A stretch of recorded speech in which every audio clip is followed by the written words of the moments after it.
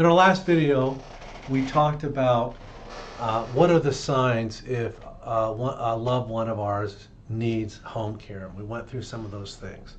Here is a second part of that, and this can actually be the more challenging part is, okay, now that I realize this, what do I say? My name is Phil Natsiopoulos, and today we're going to talk about how we have those uncomfortable conversations with loved ones when we're seeing a situation that is not safe and needs to be addressed. What I have had in my own life, two things. One is I had to live through this with my own parents and have the uncomfortable conversations and be the guy that was the bad guy for a little while because, you know, I had to, at least at the time, I felt like I had to be really strong about these things. Also, 17 years later, this is one of the more common conversations that we have. Along with everything else, I love it when friends or loved ones know what I do and they'll call, people from out of state, whatever, just, hey, Phil, I got a thing, what do I got to do? This is a challenging time of life when we have to tell, especially our parents, that they need to do something. And as we all know, I know as a parent, if one of my adult kids is telling me what I have to do, I'm probably not going to take it the right way either.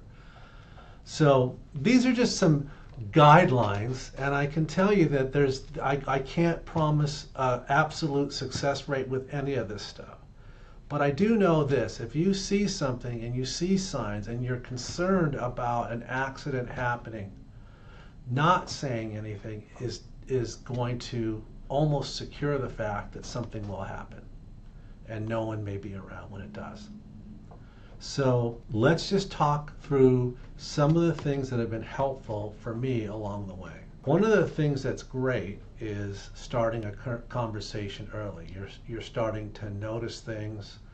You have a little talk with mom or dad, probably going to be resistance. And maybe at the time it doesn't look like, well, we don't need anything right now, but you brought it up. And that helps our brains kind of like ease into a hard choice to make.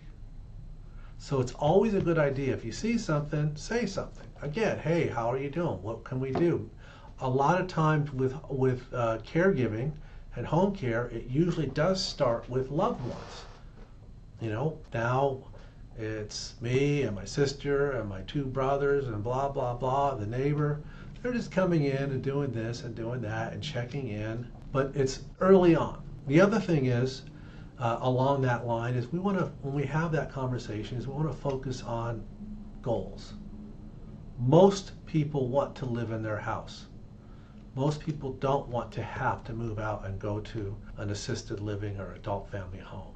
So when we have these conversations, we're not saying, well, you do this and you have this and I'm noticing this. We're talking about, I just know how much you want to be here and I want you to be here. So let's talk about ways that we can make sure we can stay here as long as possible. So again, we're kind of coming alongside. We're not being dictatorial in our language because we know that doesn't work. And we're hopefully getting them to hear things, maybe for the first or the second time, and maybe be open to. Now, in the middle of that, you know, it might be you have to use some real life examples. And if there is this extreme resistance, well, Mom, we've called 911 like every week for the last 2 months because there's a fall. Happens all the time, by the way. I wouldn't be surprised someone's watching this and it's going, oh my God, that's true, we do. And other things along those lines. It could be driving situation. Again, another very uncomfortable conversation to have. But in this case, what we're doing is we're talking about what we want for them and what they want, which is to stay in their home and stay safe. And we're saying these are the things that we're seeing, that these will be the things that will stop you from staying in your home. As we said kind of early on, we start a conversation.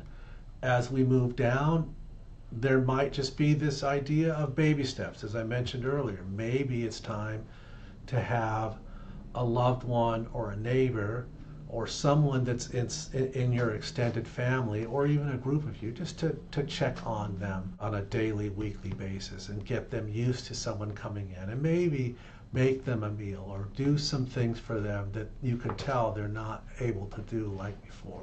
When we are getting closer to that, like now we have to have the big talk, typically there is other people that can help with this conversation. I don't know about you, but I know it was the weirdest thing in the world that I would say something to my parents and they would resist me. But when a doctor, a nurse, a friend, someone over here that's third party would say it, all of a sudden they're listening. So sometimes it does take a third party source. It could be their doctor. It could be having that kind of conversation. It could be a friend. Or in the case of us, it could be someone from an agency. Like myself, I love, these are my most fun things to do in this arena is to be able to sit with families and have these talks, be that third party voice, and just kind of invite them into how can we solve this problem together. In conclusion, these are not fun topics, but as we all know, if we're facing this, these are very important things to talk about.